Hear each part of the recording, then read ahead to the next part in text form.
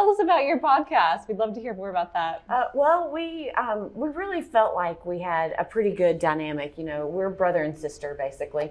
So we have a lot of fun doing our podcast. And, you know, he's in Manhattan. I'm in Charlotte, North Carolina. I have a farm. He doesn't have a farm. He lives in the city. So we have these stark differences from each other.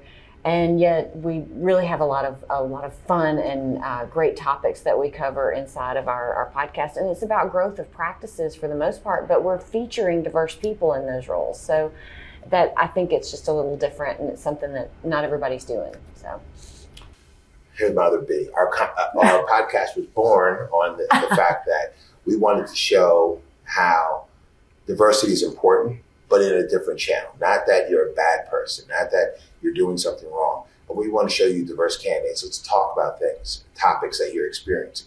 And I think as people continue to talk, they'll understand that, oh, I've suffered from that. I've had that issue. You know, we've all done different things, and we're just opening it up to others. And our guests, you know, we want people to see, hey, this person went through certain things, but they kept going.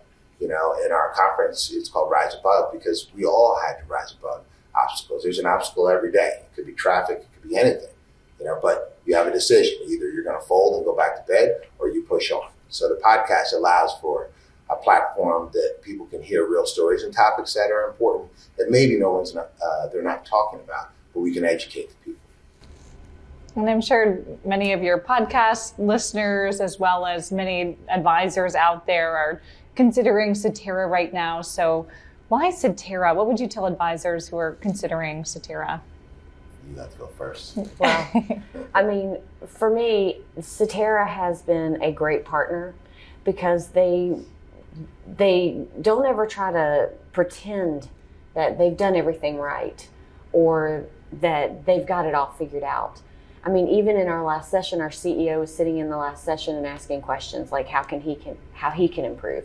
So that part I really appreciate. I really appreciate the humility and behind the fact of, you know, let's keep trying. Let's not let this thing fall by the wayside. Very committed. And plus they're a great platform. So for advisors in general, it's a great platform. And you have this family feel, it like each community within Cetera, you feel like it's a really small regional broker-dealer, but with these great big broker-dealer resources. So for those reasons, I think it just feels like home. That's great. Just to add to what she's saying, leadership is really, it's not a title, it's actions. And we're seeing that from our C-suite, that they're involved. Although this is an advisor-led conference, they're very involved and they're helping us with the decision-making. So I think that's important. Our input matters. We have some great councils that are allowed to say, hey, this is what we're thinking. Cetera is very involved in making sure that even our collateral has changed, because there are things that we do and we make mistakes, and they're embracing the fact and we're leaning into the fact that we can make mistakes, but we're going to fix them quickly. All right, so I think that's really important, and that's why Cetera is a great place as we start our journey. It's not about not ever making mistakes. It's about always going to make mistakes. I'm going to make a mistake in about 2 seconds when I walk out of here. That's what you do. But that's growth. Mm-hmm. Yeah. Finally, you're both very active in your own practices outside of Cetera. Could you share a little bit more about that? I mean, this is my 23rd year as an advisor, and I love every minute of it. I love having my clients. I love the relationships I've built through the years. And I love the relationships that I have that are just so solid, and you just feel so confident that you're going to be able to help them. You know, that is a very rewarding feeling for me.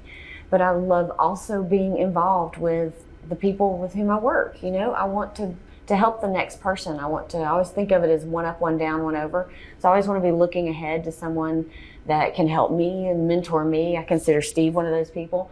And then I always want to look to the side and be, you know, looking for somebody that's at the same level that we can help each other, and then looking behind so that I can bring somebody along the way up to the next level as well. So, you know, it just, having a practice in conjunction with being able to give back is just it's a dream that I love. So our profession, I love it because it's problem solving, and that's the most important part to me. There's nothing more gratifying than seeing a client that you've helped. Sometimes when clients pass away, looking at the family saying we planned, and it takes the stress out. But quite frankly, the best part of our practice, alongside of what we're doing in our DEIB work, is we're just providing clarity for complex situations. And that's the biggest thing, because people don't know what they don't know.